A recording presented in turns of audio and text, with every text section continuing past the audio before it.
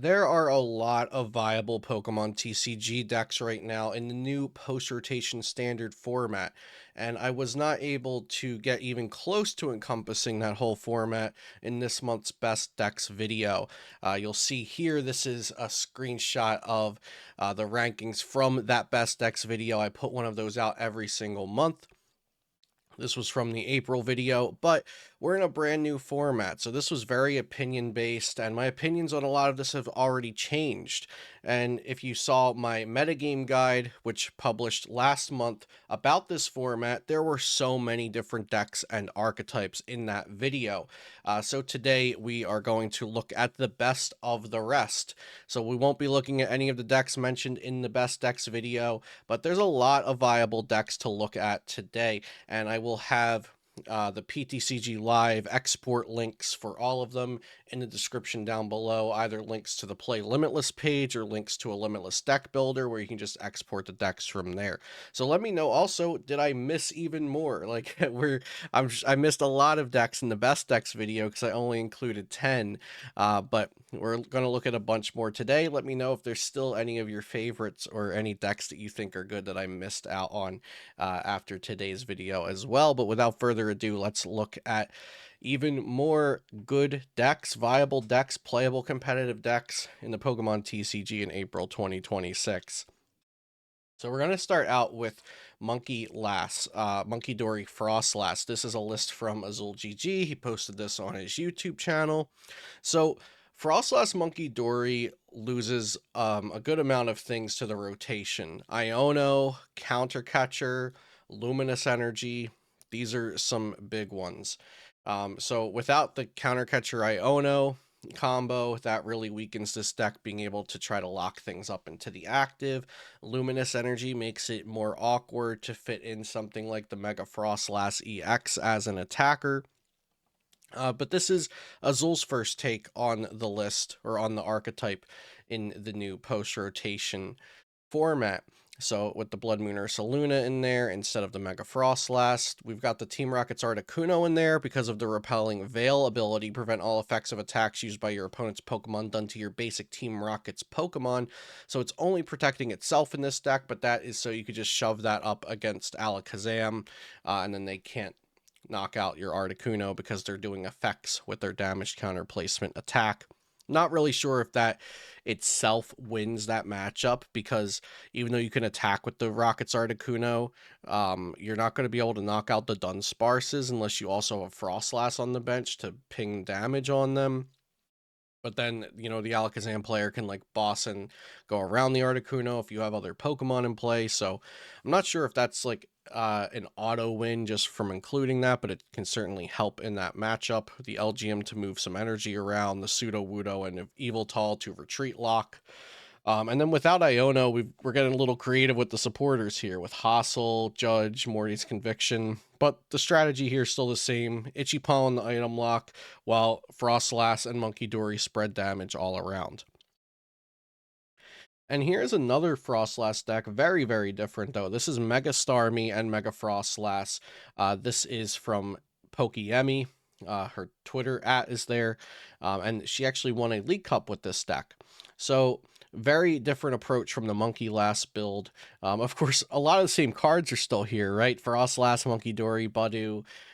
But we've also got the Mega Froslass, which has the Resentful Refrain attack that does 50 for each card in your opponent's hand, which can do a lot of damage for just 1 energy. And then also the Mega Starmie EX with Jetting Blow, doing 120 to the active and 50 to one of the opponent's benched Pokemon. So instead of playing the slow game like the Munkidori deck, this is trying to more aggressively spread that damage. Wally's Compassion is a really cool card for this deck. You get to heal one of your Mega Evolution Pokemon, full heal it, and then you put energy attached to that Pokemon into your hand if you healed it. For something like Mega Froslass with a 1 energy attack, or Mega Starmie with a 1 energy attack, this Wally's Compassion is perfect. You also do have the 2 Ignition Energy in here, so that if you need to use Mega Frostlass's Absolute Snow for 150, or Mega Starmie's 210 attack that also has Shred on it, you can do that a couple of times with these Ignition Energies. And interestingly, this deck is using the Prime Catcher Ace spec. A lot of these Mega Starmie decks tend to use Legacy Energy because you've got these 1 energy Mega Pokemon attackers, so you can just slap a Legacy on them, then they're worth 1 less prize card. It can also be used for Munkidori in a pinch, but Prime Catcher is a very strong Ace spec, so I like to see it being utilized here. One thing not included in the list that I had in some of my drafts of this kind of archetype was a Retreat Locker, namely Yveltal, because I think Retreat Lock is especially useful when you have the Frost/Freezing Shroud ticking down. And so even if your opponent can eventually get their Pokemon out of the active with the Yveltal, maybe you lock a Meowth and they can attack eventually to pick it back up, or they have 1 switch in their deck and they're going to find it eventually. The Retreat Lock won't be infinite, but it can buy you just those couple of extra turns you might need for the Freezing Shroud damage to tick everywhere. And like I said, remember, I'm going to have links to all of these lists in the description, so you'll be able to easily try them out is the goal. Next here we have a Mega Lucario Dudunsparce deck. So Mega Lucario was mentioned in my best decks video, but certainly not this version of it. This is coming from an online event. And I believe the original creator, or at least the first place I saw this archetype, was from Oscar Madsen. He has a great Metafy where he's always cooking up new deck lists. He played Poltzard with Acerola's Mischief couple of months ago, and we see that Acerola's Mischief showing up here again. That supporter card, very unique effect. You can only use it if your opponent has 2 or fewer prize cards remaining, and you choose one of your Pokemon in play during your opponent's next turn. Prevent all damage and effects of attacks done to that Pokemon by your opponent's Pokemon EX. So very unique effect to like make one of your Pokemon a wall for 1 turn. But the difference with this deck between other Lucario decks is that you have 2 draw engines in here. So basically you're saying, look, my Mega Lucario EX is the strongest statted Pokemon available. It's a stage 1 with 340 health, and it can do chip damage plus Energy Excel, or it can do mega damage with Mega Brave plus your Premium Powered Pros and Maximum Belts, and Gravity Mountain to bring down stage 2 HP. So you have this insanely strong Pokemon, and then you have 2 different draw engines, the Lunatone draw engine and the Dudunsparce draw engine. You also get the Dudunsparce EX, which has the Tenacious Tail. It does 60 for each of your opponent's Pokemon EX in play, so this is really good against the so-called slop box decks that play like Lily's Clefairy that can be pretty hard for Mega Lucario to overcome. The Dudunsparce can just knock them out for 1 energy because they have a bunch of EX in play. And then the Destructive Drill is a Shred style attack. It goes through any effects, so you can even hit something like a Crustle with this Destructive Drill. Next, we've got a Stevens Metagross deck. We're actually going to look at 2 different Stevens Metagross decks, but this one, I want you to focus on the Doublade here, actually. So Stevens Metagross EX, of course, it has the ability that allows you to accelerate a basic Psychic and or a basic Metal energy from your deck to your Psychic and or Metal Pokemon. Most of the time, we're going to be choosing to accelerate them to a Metal Pokemon here, which is going to be Doublade. So Doublade has the attack Weaponized Swords, does 60 damage for each Honedge, Doublade, and Aegislash you reveal from your hand. This attack is quite good and works pretty well, actually, for a few reasons. So number 1, it's not making you discard those Pokemon. You're just revealing them from your hand. And let's say you have 4 Aegislash in your hand, which, by the way, we're never really evolving into this Aegislash. We're just using it to reveal. Let's say you have 4 Aegislash in your hand. You're doing 240 damage with a single prize Pokemon. That's pretty good. How are we getting those Aegislash into our hand? Genesect EX's Metallic Signal. We could just slap 2 of those down, use double Metallic Signal. Our Doublade is putting out 240 damage just like that. So Doublade is a single prize Pokemon. It's attacking for just 2 energy, which our Stevens Metagross is going to get onto it pretty consistently, turn to turn as we need it to. And we have the Genesect EX to power up that attack by searching for the Aegislash, by searching for the Doublades. So that we can, even go up to like 360 damage with this attack potentially. Then we also have the Lily's Clefairy as an attacker, and we've got the 101 Empoleon EX in here, which is seen in most Metagross decks because the Empoleon EX has the Emperor's Stance ability, which says prevent all effects of attacks done to this Pokemon. So that means that Alakazam just gets completely walled out by Empoleon because Alakazam does damage in the form of damage counters, which is an effect. And then we have another Metagross deck here. This is more of what I would expect from a Metagross deck, is a kind of a toolbox variant, where we've got the 2-1 Jellicent line for some psychic attacking and also some disruption with the item lock and the tool/item lock.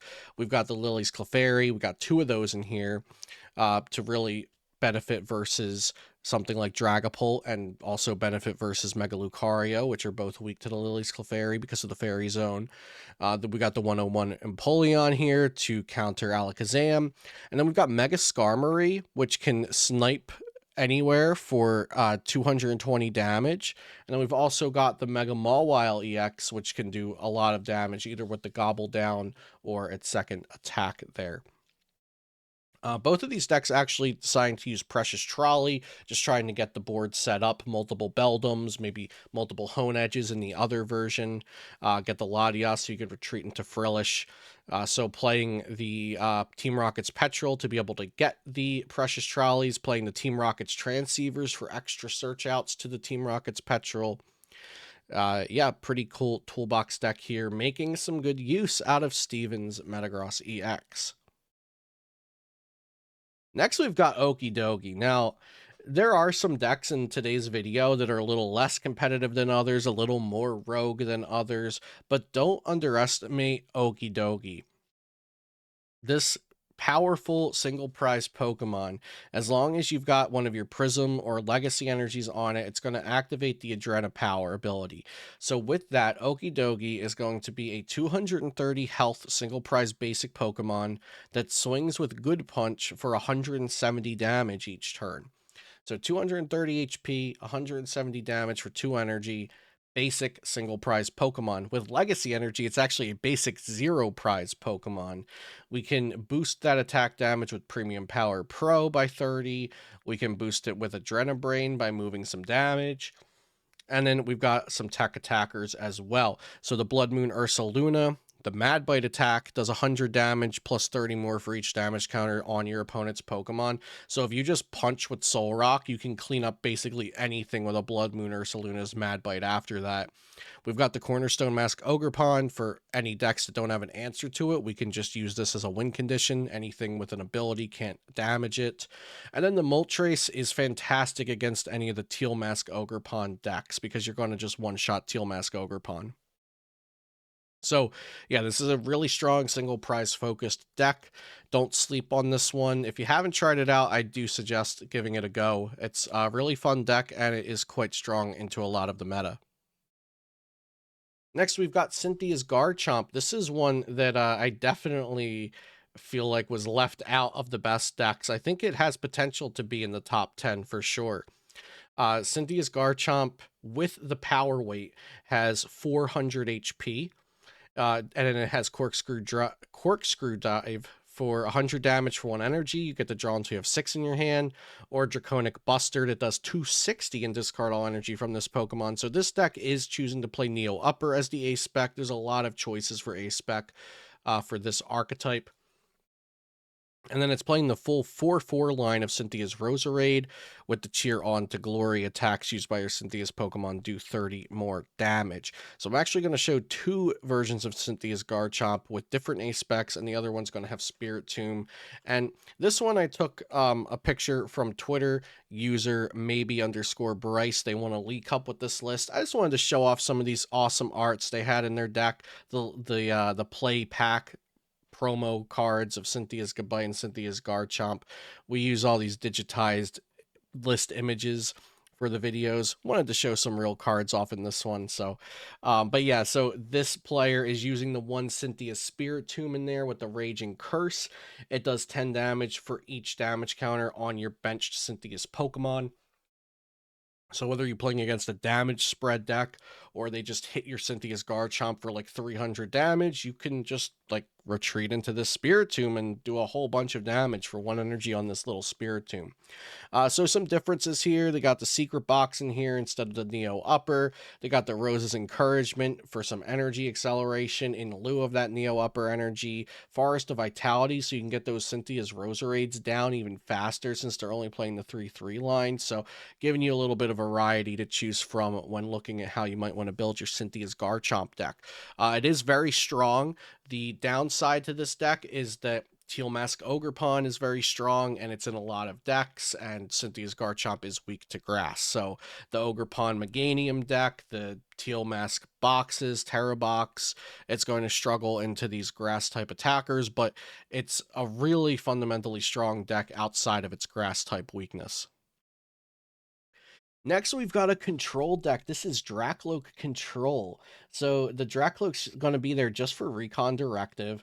Look at the top two, get a card, put a card at the bottom. We've seen this on Pidgeotto Airmail back in 2019. There was Pidgeotto Control. Same thing. They just played a 4/4 line of Pidgeotto for that ability. We're seeing it here again. And then we've got an array of control Pokemon to choose from. So we've got Sudowoodo to retreat lock. We've got the Dene to get trainers back to our hand. We've got LGM to move an energy on the opponent's Pokemon. And we've got Turtonator to discard an energy from the opponent's active Pokemon EX, along with a bunch of annoying trainer cards like Crushing Hammer, Accompanying Flute, Gravity Gemstone, and Handheld Fan. So for those control heads out there that want to try alternate win conditions of removing your opponent's resources, getting something stuck in the active, waiting for them to deck out or scoop to you, this is a great starting point, I think, for that kind of strategy in this new post-rotation format. Then we've got Flareon Noctowl. So Flareon Noctowl, and this has a 1/1 Dragonair in it, which is really cool. So the Dragonair has the evolutionary guidance. Once during your turn, if this Pokemon has any energy attached, you could search your deck for an evolution Pokemon. That's great in a Noctowl deck because you can just go grab your Noctowl, grab your Flareon, grab your Leafeon, whatever it is that you need that's an evolution Pokemon. So this is really just a Flareon Noctowl deck with that 1/1 Dragonair being teched in as some extra search support. But I also took it upon myself to make a version with Dragonite in it. So this next list is a creation of mine. Now this is not tested. I just kind of threw this together because Dragonite's my favorite Pokemon. So I saw, you know what, people are playing this with the 1/1 Dragonair. I also tried something like this in pre-rotation, but ended up not going too far in the testing with it. Mega Dragonite is a very strong Pokemon. It allows you to switch your Pokemon once a turn, and then it has the Riono Glide attack doing 330 damage, while it also has 370 HP. The downside, of course, is that with Dragapult being the best deck and the most popular deck, there's a lot of Lily's Clefairies out there, and the Lily's Clefairies will also take down this Mega Dragonite. But Mega Dragonite, I think, is a really strong card, so I wanted to at least give you guys a rough draft of what a Flareon Dragonite deck might look like. Again, these will all be linked down below so you can try them out for yourselves and get to deck building with them. Here we have a Tera Box deck. Pretty simple, clear-cut Tera Box deck. This is coming from an online event, as a lot of these are, as you'll see when you click in the links that I'm leaving. So when you click one of the Play Limitless links, what's really cool is you'll get the deck list, but you'll also get to see their matchups in the tournaments and their record and everything. So definitely take some time to look at all that data and the statistics because it really is quite cool and helpful to look at. But yeah, Tera Box, Wellspring Ogerpon to take 2 prizes at once, Teal Mask for Energy Excel and a Grass Attacker, Mega Kang for sometimes an attacker, but Run Errand is just a really great ability, Lily's Clefairy for type coverage. Yeah, Tera Box. And then we've got a Psychic Box deck or Jellicent Dusknoir. Now, this was played by the username we see at the bottom here in an online event, but I've also seen people posting this deck from League Cups and stuff, and it is out now that this is a creation of Henry Chow from his private Discord, where he helps players create decks and shows VODs of him playing with his decks and shares his input and stuff. So shout out to Henry Chow for being an innovative deck builder and great player at this time in the Pokemon TCG. But yeah, so this is something we've known about, Jellicent Dusknoir, right? But the counts in this list are very precise. The one Power Glass to help with Mega Diancie, the one Lily's Pearl to make one Lily's Clefairy, one prize card less. The Smoochum is quite interesting. The Delightful Kiss, search your deck for up to 2 basic Psychic Energy and attach them to one of your benched Pokemon. So I think the Smoochum is good for a matchup where you say, okay, look, I could attach the Frillish, retreat into an Oceanic Gloom, but I'm in a matchup where the item lock probably isn't going to hurt my opponent that much. Maybe they've already got 2 energy on a Teal Mask or an energy on a Lily's Clefairy, and they're just going to start running through the board anyway next turn. So you go Smooch them and accelerate to a Lily's Clefairy of your own, or to a Mega Diancie, or maybe it's a little later in the game, so you smooch them to a Bloodmoon Ursaluna. Maybe if it's not even that late into the game, you can get into Bloodmoon Ursaluna quite quick by popping your Dusclops and Dusknoirs and start attacking with that a little bit earlier than your opponent might think. So yeah, really cool Psychic Box deck here to try out.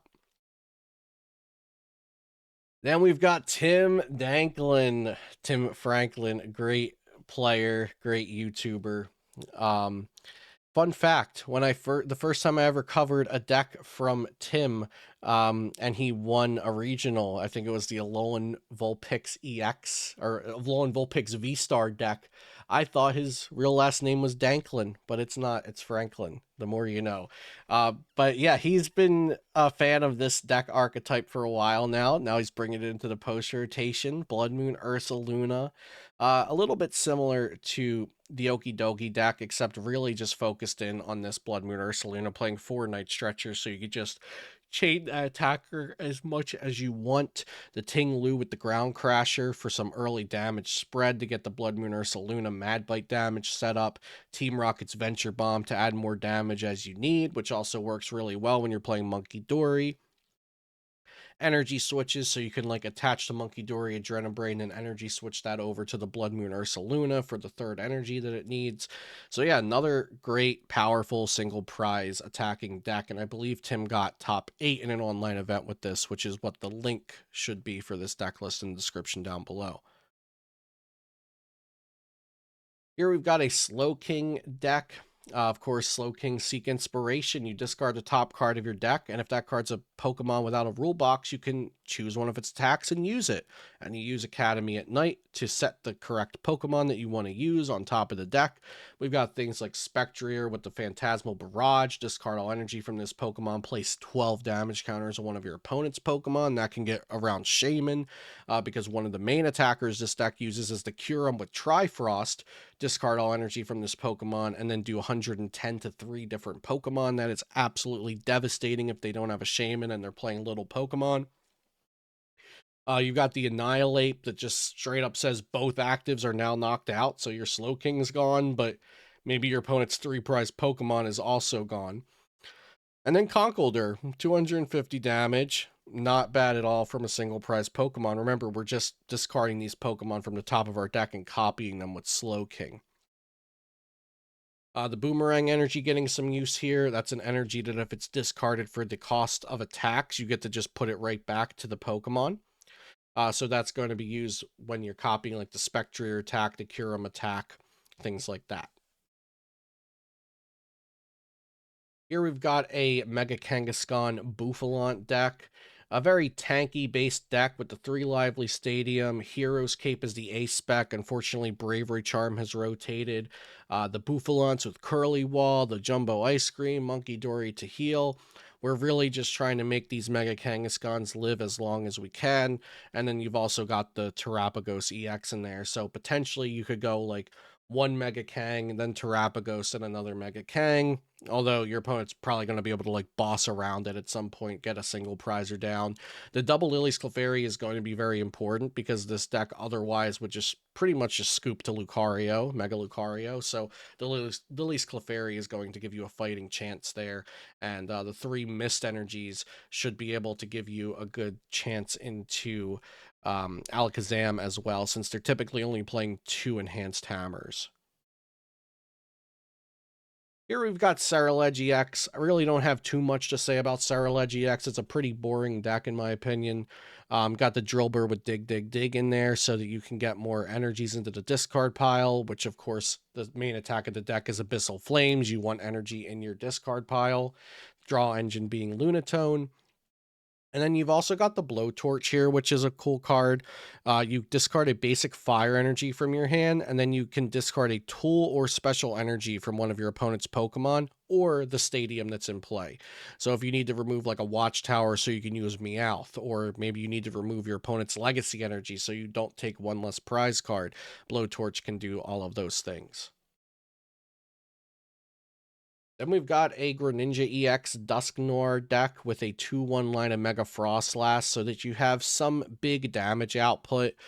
Because something Greninja EX can struggle with is that the Shinobi Blade does 170, the Mirage Barrage does 120, 120, but you don't really have a big attack. So if your opponent has a large hand size, then that Mega Froslass can do a lot of damage.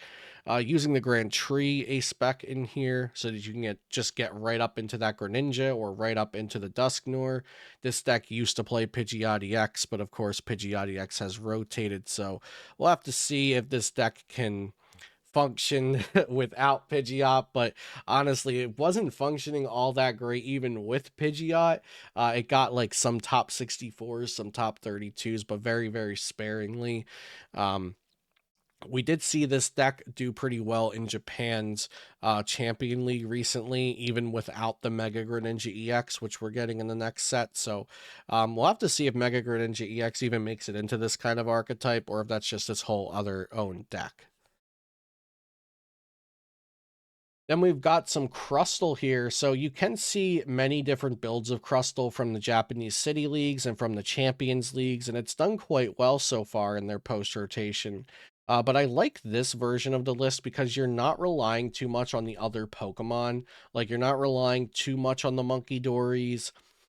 You're, because you have the 4 Ice Cream in here. You have the 4 Growing Energy and the Spiky Energy. So the Munkidoris can help, but when you have the Ice Creams and the helpful energies, then you don't have to bench Munkidoris, because a problem you can run into is that the opponent just goes around your Crustle, knocks out the Munkidoris, and then once the Munkidoris are gone, then you don't have any healing left. So this is a different build from what we've seen be the norm from over in Japan, and I do really like this list, and I'm going to try it out myself as well. Then we've got Festival Lead. Festival Lead, not too much to say about it. Dipplin and Seaking can attack twice if Festival Grounds is out.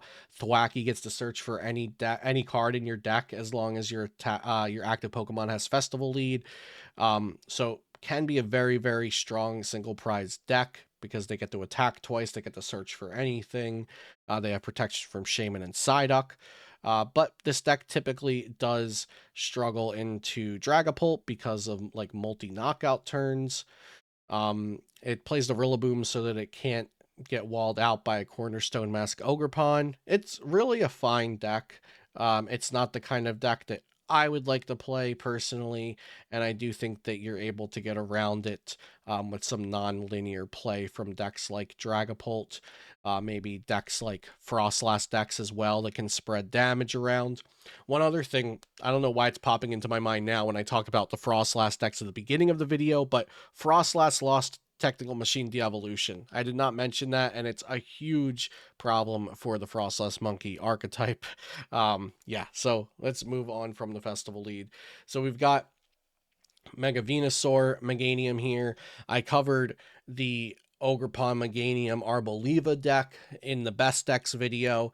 Now, Mega Venusaur is also pretty good. It's just not being played as much or seeing as much success as the Arboliva variant. Mega Meganium is a really, really strong attacker, and Mega Venusaur can tank a lot of damage because you can solar transfer your energy around, and then while he's compassionate, and then put it back on, and its attack also heals you. So there's definitely a lot to like about this version of the deck as well. I think the Arboliva version is just more reliable and consistent at kind of trying to do the same thing every game and having a little bit more aggression because you can pick where your damage is going with the oil salvo. And then I think this might be the last deck we'll look at today. This is Toxtricity Box.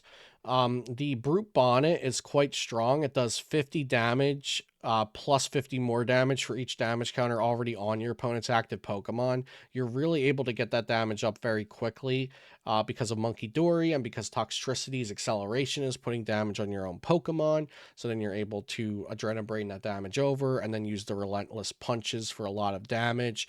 You have the Pecharunt as a poison and retreat locking option with the poison chain attack. Mega Absol as like your big attacker, both big damage and big HP, but also terminal period can take one hit KOs essentially, as long as you can set the defending Pokemon at 6 damage. And don't forget that Pecharunt EX can be an attacker as well when we've got the Dark Energy and the Easy Energy acceleration for it. If you're interested in becoming a better Pokemon TCG player, learning more about the game, how to build confidence, how to make better decisions, deck building, deck selection, how to practice, my competitive Pokemon TCG Masterclass covers everything, including 9 hours of educational videos, articles, and slides. I also offer one-on-one coaching sessions. You can find reviews and ratings and more information about all of this at my Metafy link, which will be in the description down below. You can use code CELIO10 to shop at TC Evolutions for damage counters and ability markers, and you'll also be supporting my content when you do so. And you can use code CELIO at Dual Spec Sleeves. These are the sleeves and damage counters that I use at all of the regionals I attend. Thank you for watching. I hope you enjoyed the video, and I'll see you next time here on Celio's Network.